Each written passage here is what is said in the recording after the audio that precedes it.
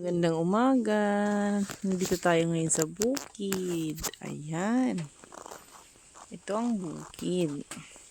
So, umuulan ngayon. Tingnan natin.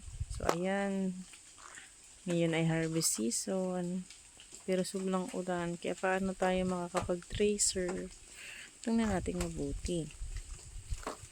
Sana huminto na ang ulan. At ang oras ay alas 10 na. Tayo magdahan-dahan dahil baka tayo ay madulas dito.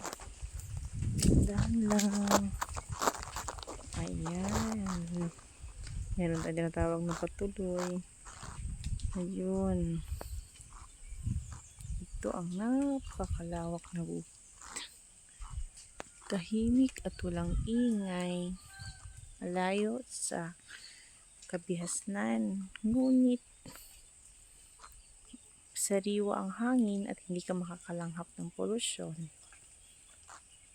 Yan ang ganda. Makikita din natin dito yung karagatan.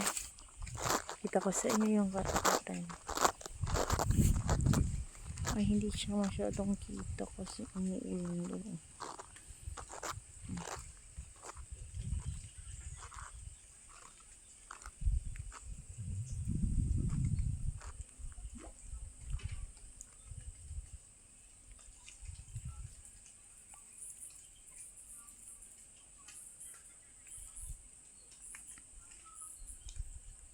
Saan may patanim doon. Masarap.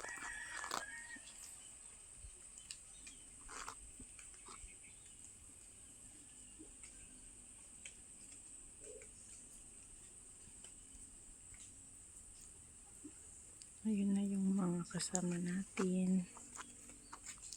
Hanggang si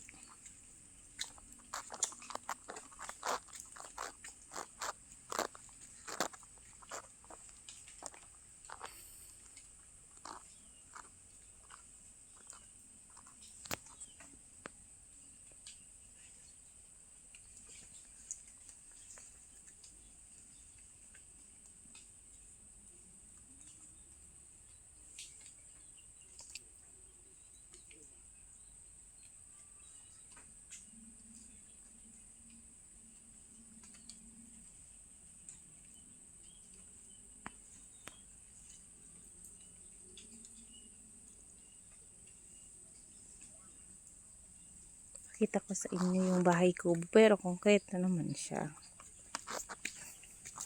So ito yung bahay kubo sa bukid. Nandito nga pala. Ito yung bukid. Katuwa naman.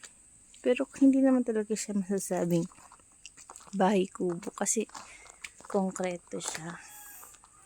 Pero nakakatuwa sa bukid. Kumusta po, sir? Gusto ko sana pong malaman kung ano po ang nararamdaman nyo at mag-harvest na. Pero ngayon ay parang mura na yung palay. Sabi daw nila 8 pesos daw yung kada kilo. So parang hindi naman ata okay yung kilo. Kaya ibibigas na lang natin at iimbakin sa susunod na mga araw.